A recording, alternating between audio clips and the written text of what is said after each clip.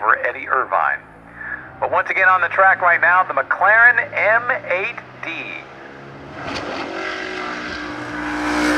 Classic McLaren story. Call it papaya.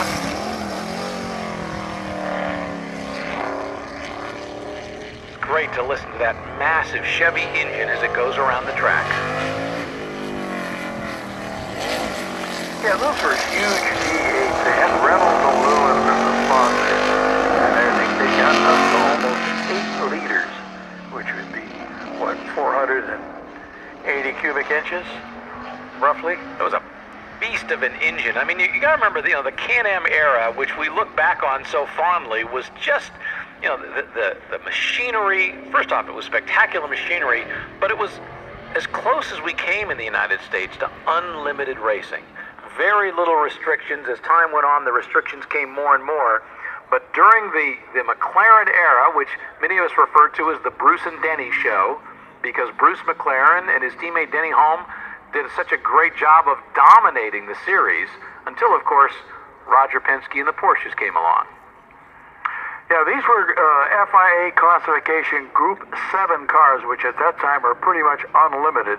And Bruce and Denny were so dominant. What they would do, they design new cars, run them for the year, get the championship and the money, kiss the girl, leave town, and sell their old cars and come up with brand new ones that were even better next year to continue their domination. And as you mentioned, until the 917. But initially, when it started, it was a great battle between the Lolas and the McLarens, and there was some other cars that built that. Hunbaker, I think, built the Can-Am car.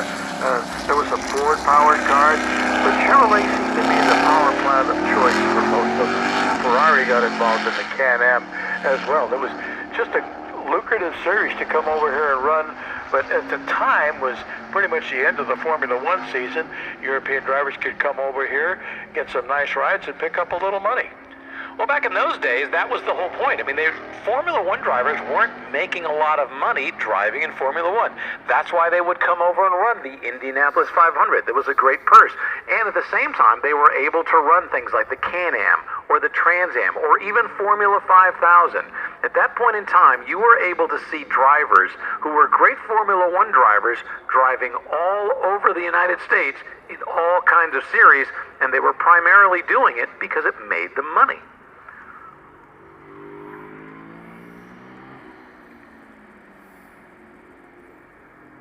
Can-Am Series, so-called because it ran races both in Canada and in the U.S., the Canadian-American Challenge.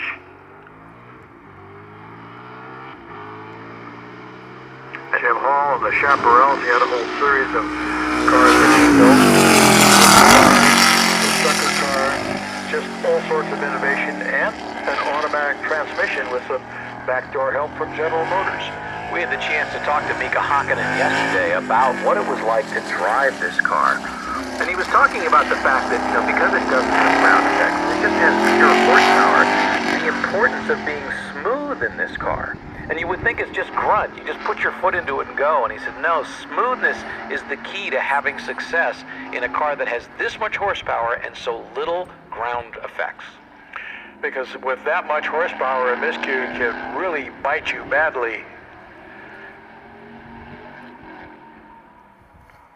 You think how much fun it is for a guy like Mika Hakkinen, once again, having driven some of the most spectacular Formula One machinery over the last 20 years, but to be able to dip back and to drive a car, the Bruce McLaren design from the 1970 era, in terms of the M8D and just pure horsepower with great sound, it's a great reward for a great driver.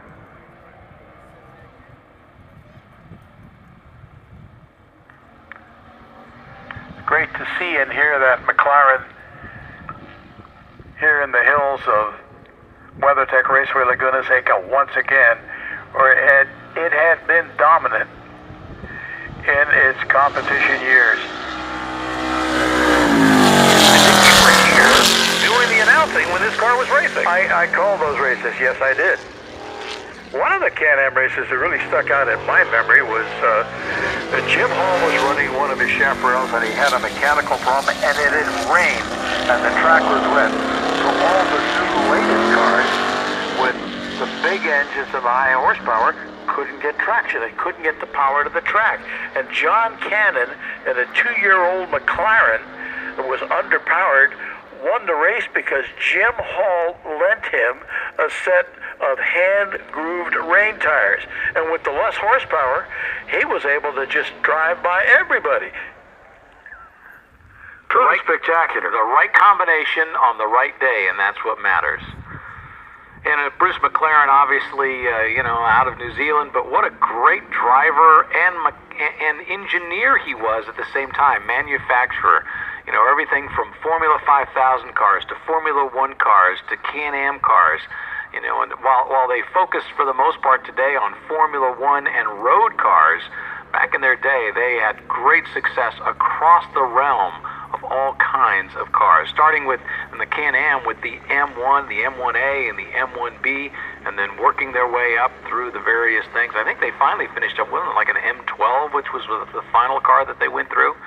But Mika Hakkinen pulls that McLaren M8D onto the race pit lane, the number 48, driven by Dan Gurney successfully.